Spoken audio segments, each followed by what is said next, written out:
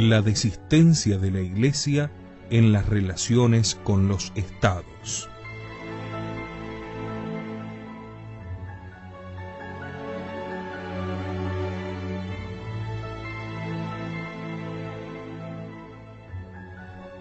La desistencia de la autoridad que hemos indagado en nuestro programa anterior de la Iglesia, profundizando en la reforma del Santo Oficio, se manifiesta también en las relaciones con los estados, bajo la forma de esa condescendencia con la cual la Iglesia participa en ese gran proceso tendente a la distensión internacional.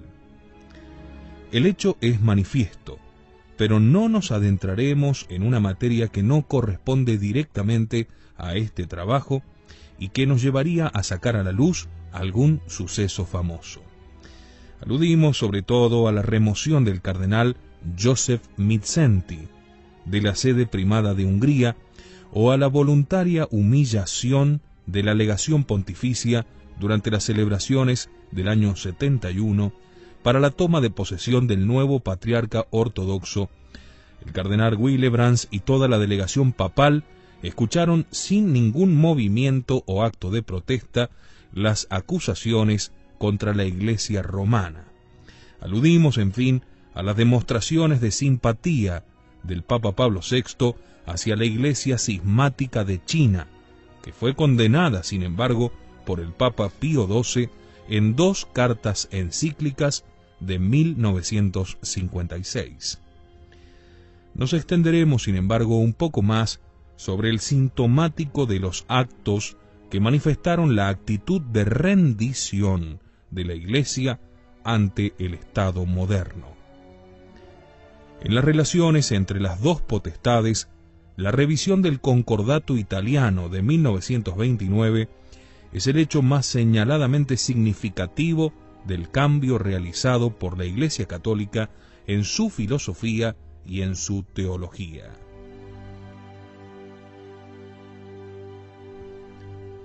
La separación respecto a los principios ya había sido preanunciada en los plazos previos a la larga negociación en un artículo del Observatore Romano del 3 de diciembre de 1976. En él se declaraba que para atestiguar su propia disponibilidad, la Iglesia estaría dispuesta incluso a sacrificar los principios. Los nuevos pactos restringen a solo 14 artículos las materias contenidas por los de 1929 en más de 40. Esta reducción supone por sí misma que muchas materias de naturaleza mixta han sido abandonadas tan solo a la potestad civil, renunciando la Iglesia a tener voz en ellas. Las variaciones decisivas son 3. La primera está fijada en el artículo 1 del protocolo adicional y dice así: ya no se considera en vigor el principio originariamente reclamado por los pactos lateranenses de la religión católica como única religión del Estado italiano.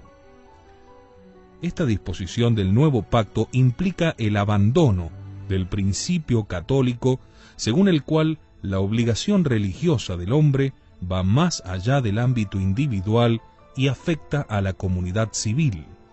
Esta debe, en cuanto tal, tener una actitud positiva hacia el destino último, hacia el estado de vida trascendente de la convivencia humana. El reconocimiento del numen es un deber no solo individual, sino social. Incluso, si se quería anular el antiguo dictado como incongruente con la índole de los tiempos, siempre era posible su asunción en línea histórica, prescindiendo del valor ultrahistórico que pretende tener la religión, que daba la posibilidad de asumir ese valor como parte integrante e informante de la vida histórica de la nación italiana, al modo de la lengua, el arte o la cultura. Nada de eso. Es la tesis enseñada por Pablo VI, que no hace de la religión un carácter divisor de la sociedad civil, sino distintivo.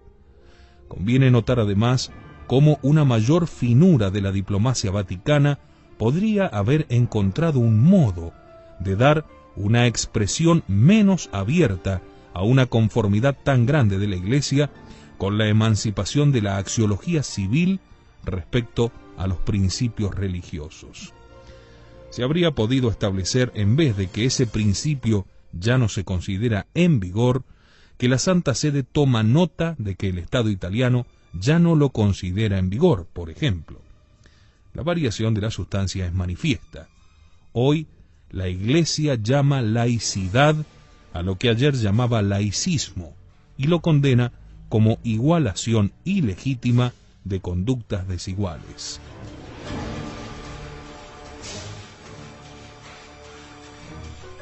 Por último, conviene observar que los pactos firmados el 12 de febrero de 1984 no solo reforman el Concordato de 1929, como todos reconocen, sino también el tratado que regulaba la soberanía e independencia temporal del papado.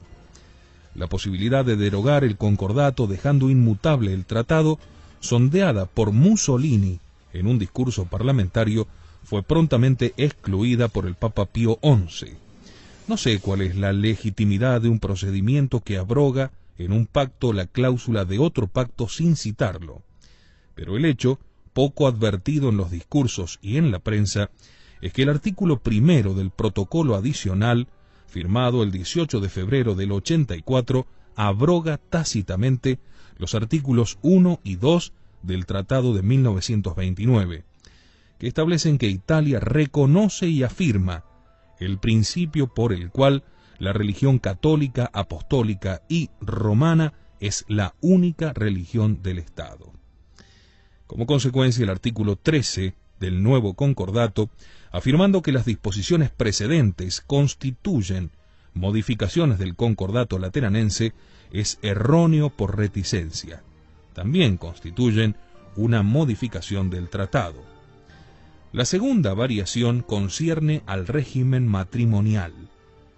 Con el concordato de 1929, Italia reconocía los efectos civiles del matrimonio canónico, obligatoriamente transcripto al registro civil, pero ya con la introducción del divorcio, el régimen fue unilateralmente variado.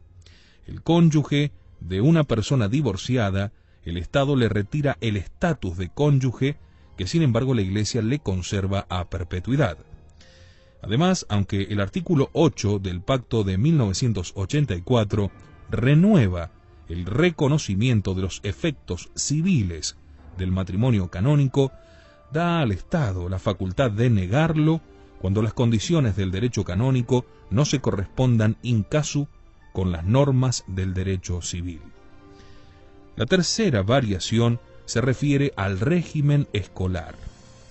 En lugar de la obligación sancionada por el Concordato de 1929 de seguir la enseñanza de la religión católica, el artículo 9 del nuevo Concordato establece: la República Italiana, reconociendo el valor de la cultura religiosa y teniendo en cuenta que los principios del catolicismo forman parte del patrimonio histórico del pueblo italiano, continuará asegurando la enseñanza de la religión católica en las escuelas. Se reconoce a todos el derecho de escoger si aprovecharse o no de tal enseñanza. Este es el texto del concordato nuevo firmado entre la Santa Sede y la República Italiana. Este derecho de elección lo ejercitan los estudiantes o sus padres. El régimen de la obligación, temperado por el derecho de dispensa derivado de la libertad de conciencia, es sustituido por un régimen opcional mediante el cual la instrucción en la religión católica se remite a la libertad individual. La religión católica ya no forma parte de la axiología de la sociedad italiana y ya no la obliga, ya que los valores ligan. Ya no es la religión católica en cuanto católica lo que el Estado reconoce, sino la religión católica en cuanto se trata de una forma históricamente relevante de la religiosidad.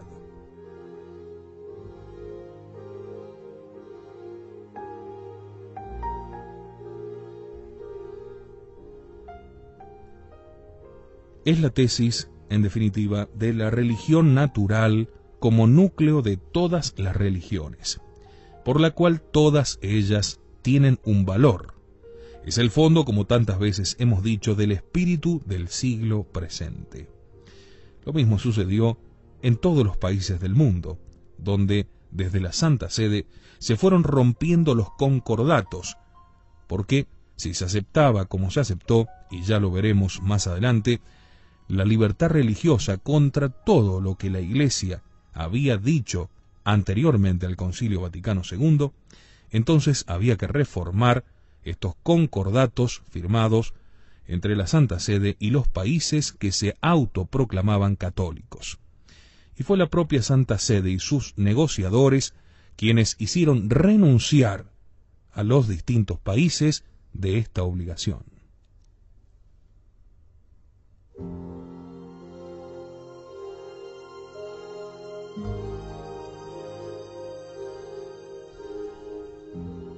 Ni siquiera sobre un punto vital de la política escolar abandonaron los negociadores la línea de la condescendencia y de la renuncia.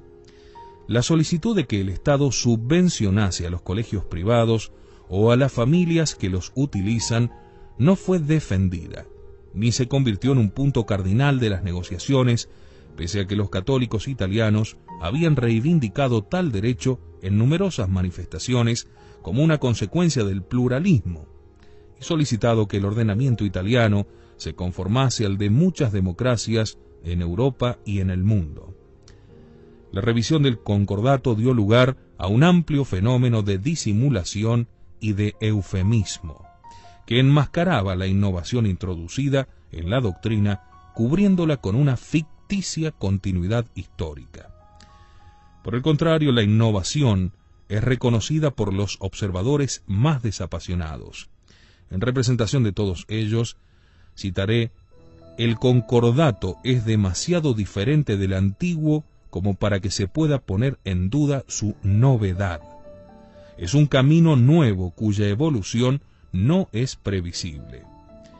El autor recuerda después la doctrina del Papa Pío XI sobre la superioridad objetiva de los fines de la Iglesia y concluye que parece claro lo profundamente que la Iglesia Católica ha cambiado en estos años. Totalmente opuesto es el pensamiento del órgano vaticano del 19 de febrero, para el cual el nuevo concordato es el fruto sólido y bien enraizado de los pactos de 1929.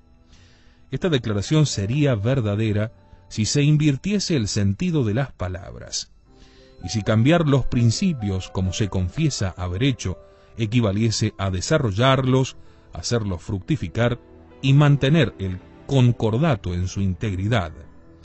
Y si bien después se afirma que permanecen intactos los principios de la religión católica, la distinción es obvia.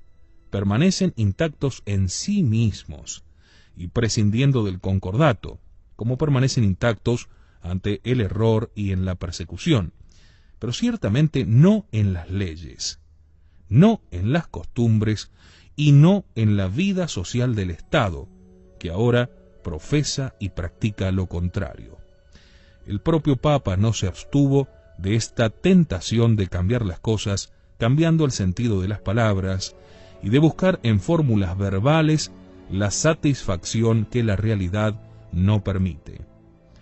En el discurso del 20 de febrero de 1984 dijo: la revisión del concordato es signo de la renovada concordia entre el Estado y la Iglesia en Italia. ¿Pero acaso el divorcio no discorda de la indisolubilidad? ¿Y es que el aborto acaso no contraviene para la Iglesia la prohibición de matar, a que obliga la moral natural? ¿Y el indiferentismo de la escuela pública hacia la instrucción religiosa no choca acaso contra el deber del católico de instruirse en la propia religión? La verdad es que en la axiología de las actuales repúblicas tienen cabida la alfabetización, la cultura física, la sanidad, el trabajo, la seguridad social, las artes y las letras. Pero aquel valor que, según la doctrina católica, es el valor originario y que consuma a todos, queda sin embargo excluido y rebajado a la esfera privada bajo la protección de la libertad. Ya se defiende solo la libertad, no la verdad. Geno Pampaloni, en un artículo titulado Il Tevere più stretto de Il Giornale del Popolo, 6 de enero de 1984, ilumina la creciente convergencia entre Estado e Iglesia, pero la considera erróneamente como un efecto de flexión de la laicidad, cuando al contrario es debida a una decoloración en el catolicismo de cuanto es peculiar en él. No es el Estado el que se inclina hacia la religión, es la religión la que ahora se inclina hacia el Estado y, valga la expresión, se hace una desreligión. Este proceso lo denomina Pampaloni con un término del léxico político italiano: compromiso histórico. En su amplitud y profundidad es, sin embargo, la transformación de fondo que está preparando la cosmópolis humanitaria y la teocracia universal.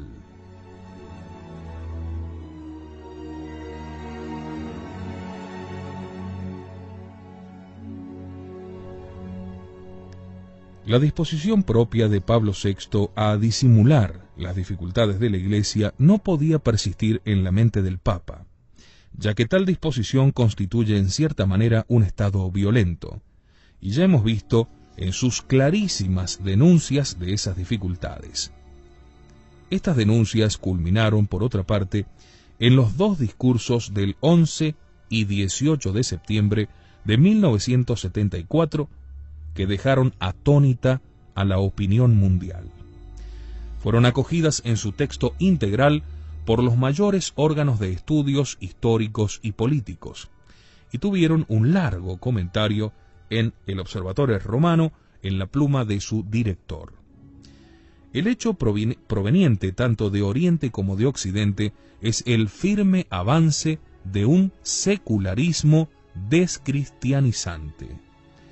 Después de haber reconocido la enemistad teórica y práctica del mundo moderno con la religión en general y con el catolicismo en especial, y abandonándose a un movimiento de tristeza espiritual, el Papa Pablo VI confiesa no sólo que la religión parece no tener una próspera existencia en este mundo, sino que parece, a quien observa las cosas superficialmente, algo impensable en nuestros días, dice el Papa.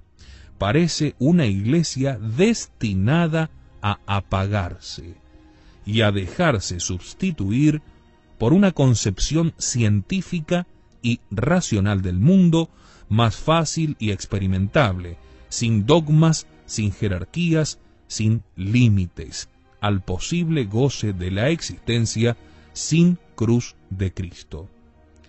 La Iglesia, dice el Papa, sigue siendo todavía una gran institución, pero abramos los ojos, dice textualmente, en estos momentos, bajo ciertos aspectos, está sometida a graves sufrimientos, oposiciones y contestaciones corrosivas.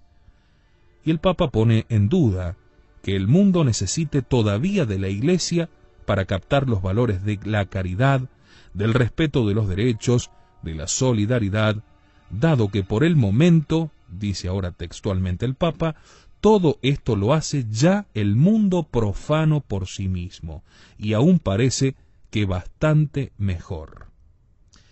Y el triunfo del mundo en la consecución de estos valores parece justificar tanto el abandono de la observancia religiosa por parte de poblaciones enteras, como la irreligiosidad del laicismo, la emancipación de la ley moral, la defección de los sacerdotes y el que algunos fieles ya no teman ser infieles. Finalmente, el Papa avanza la idea de la superficialidad del cristianismo y de la ausencia de la religión en el mundo contemporáneo. Es el advenimiento, podemos decir, del hombre microteo.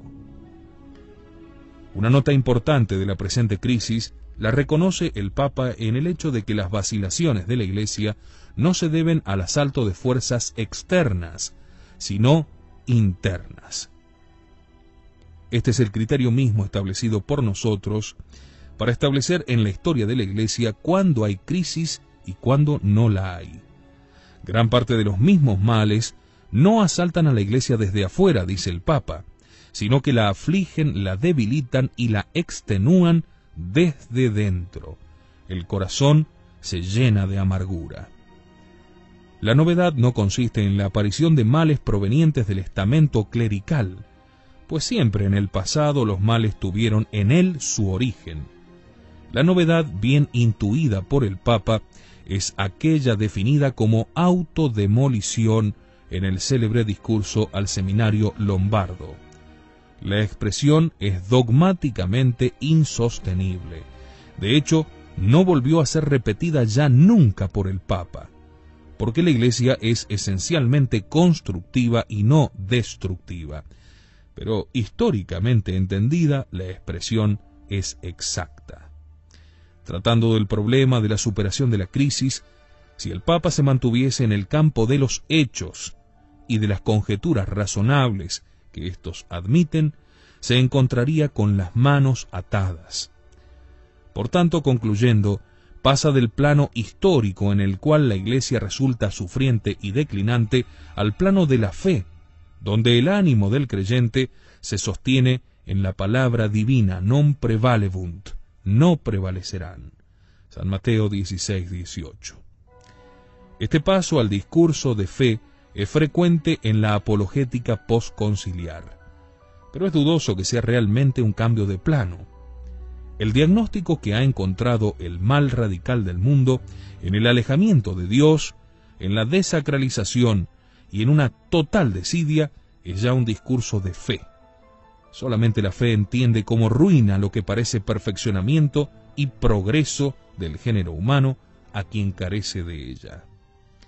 El Papa Pablo VI superó de dos maneras la tristeza originada por la contemplación del estado de la Iglesia contemporánea. Estas dos maneras de ver la tristeza podemos llamar legítima o ilegítima.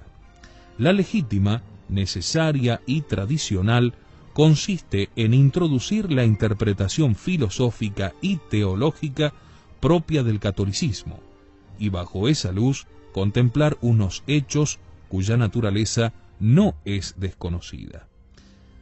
La ilegítima está fundada sobre la gran ley psicológica del gratissimus mentis error, por la cual al espíritu le repugna reconocer lo que conoce, porque le parece desagradable.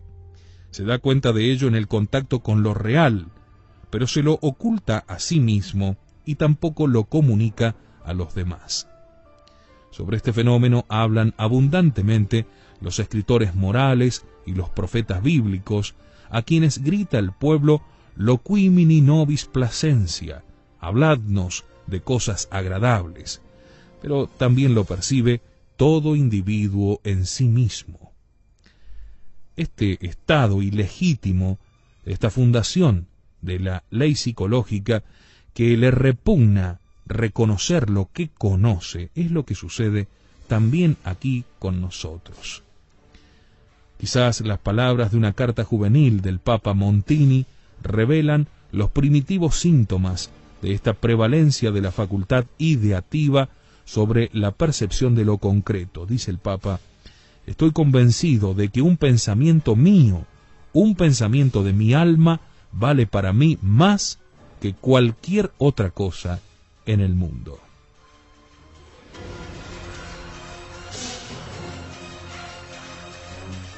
Solamente para quien conoce poco las agustinianas Letabre, Recovecos o el mansoniano batiburrillo en que consiste el corazón humano, incluso el del Papa, ¿no?, puede resultar sorprendente encontrar en el mismo discurso de Pablo VI, contiguas y ligadas, la tristeza correlativa a la realidad y el triunfalismo que la esfuma, transfigura o literalmente invierte.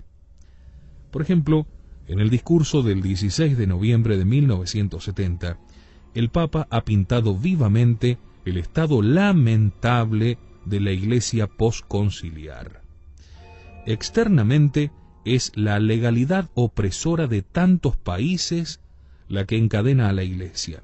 Ella sufre, lucha, sobrevive como puede porque Dios la asiste.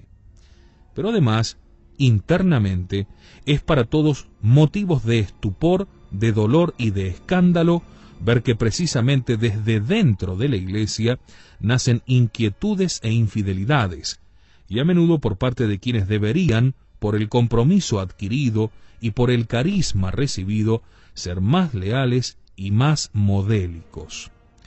Y lo son también las aberraciones doctrinales, el alejamiento respecto a la autoridad de la Iglesia, el generalizado libertinaje de las costumbres y el desprecio de la disciplina en el clero. Sin embargo, pese al onus grave anunciado tan articuladamente, el Papa ve idealmente algo de positivo en la situación, e incluso llega a denominar signos maravillosos de vitalidad, de espiritualidad y de santidad. Los ve, pero indistintamente los ve e indistintamente los anuncia, transportado como está por los movimientos de su facilidad ideativa. Hasta en las vísceras de los errores dogmáticos, que él sin embargo condena vigorosamente en la encíclica Mysterium Fidei, el Papa encuentra razones de un relativo aplauso, hallando hasta en la herejía que niega la presencia real, como dice textualmente, el laudable deseo de escrutar tan grande misterio y explorar su inagotable riqueza.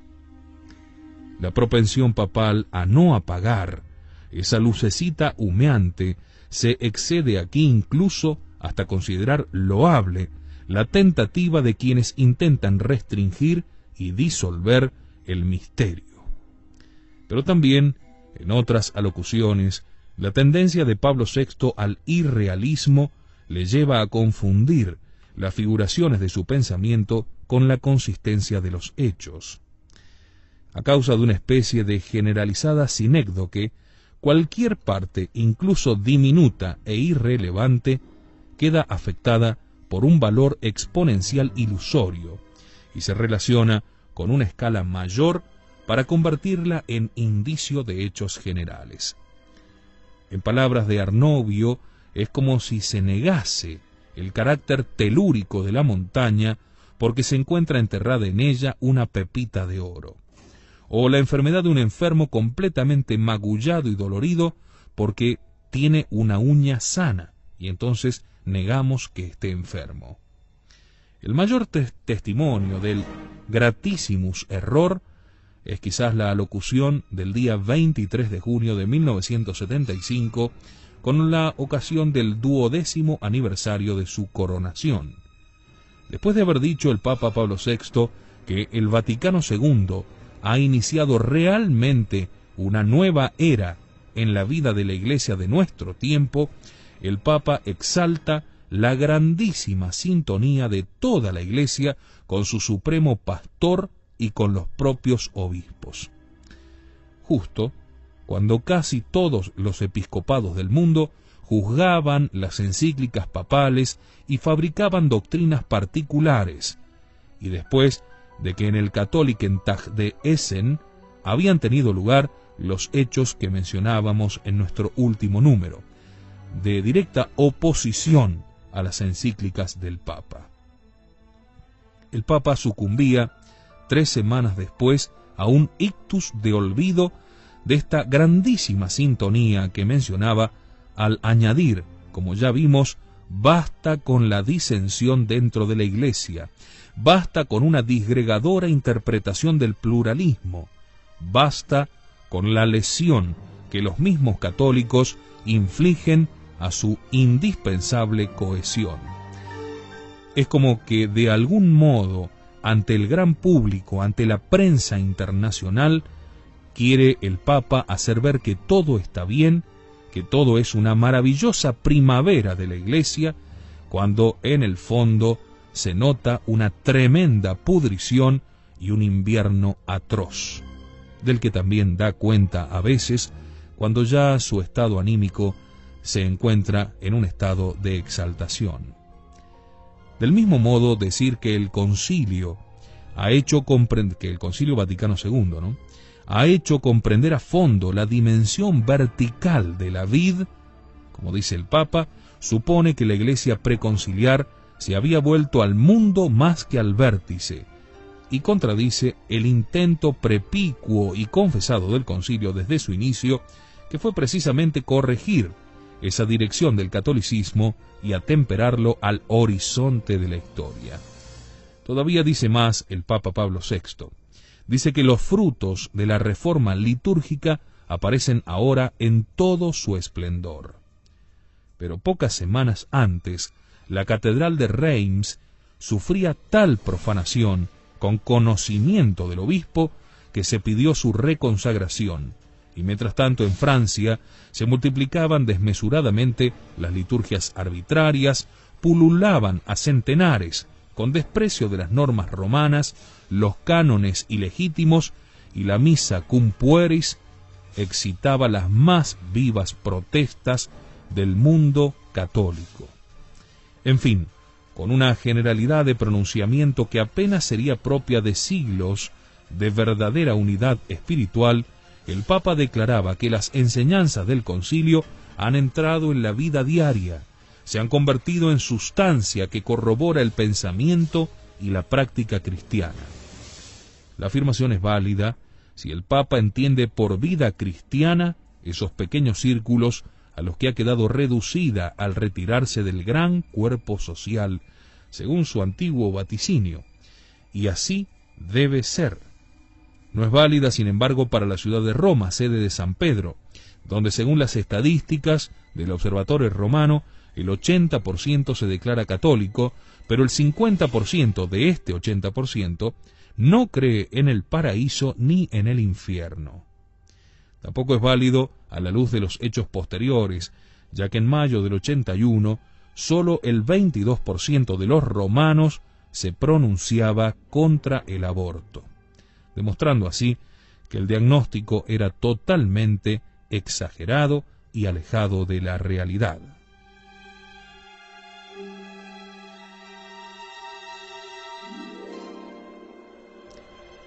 Pero si el diagnóstico del Papa concierne al mundo entero y a la Iglesia odierna, entonces se oponen demasiado a aquellas palabras la degradación de costumbres, la violencia civil que ha llegado a convertir en selvas las ciudades, a tal punto que, no ya en tiempos de Pablo VI, sino en de Juan Pablo II, algunos países llegaban a celebrar el Día del Odio, que viene a unirse al Día de la Madre, al Día del Enfermo, de las Flores, y a todas esas fiestas laicas que van sustituyendo las fiestas religiosas de la liturgia católica. Pero llegar a celebrar el Día del Odio. La constitucionalización del ateísmo, un fenómeno novísimo en la historia humana, el cínico desprecio del derecho de las naciones, el divorcio, el aborto y la eutanasia. Hay en este discurso un velo de falta de discernimiento que cubre la realidad histórica y a veces la invierte, considerando como simples sombras el fondo negro del cuadro. Esta visión monocolor de la situación es retomada por el Diario de la Santa Sede, que no pudiendo cerrar los ojos, recurre a la distinción entre la buena salud de fondo y los terribles fenómenos visibles. Observatorio Romano, 24 de diciembre de 1976. Si así fuese, el diagnóstico del estado de la Iglesia sería función de un juicio esotérico, del cual es incapaz el sentido común de la Iglesia y del mundo. Ahora bien, aun siendo verdad que el substrato de la Iglesia es un principio invisible que lleva a cabo en el fondo de la conciencia acciones de por sí invisibles, es cierto también que perteneciendo ese algo invisible a la historia, se manifiesta en el orden de los hechos. En cuanto que la Iglesia está en el mundo, forma parte del orden de lo visible, Es como el reino de Francia, decía San Roberto Belarmino. No diré de la iglesia contemporánea lo del decadente mundo romano, decía Tácito. Corrumpere et corrumpi seculum vocatur. Se llama vida a corromper y corromperse. Pero tampoco haré como los bíblicos antílopes, que incluso caídos dentro de las redes, tenían el ánimo confiado, ignorando voluntariamente su propia prisión.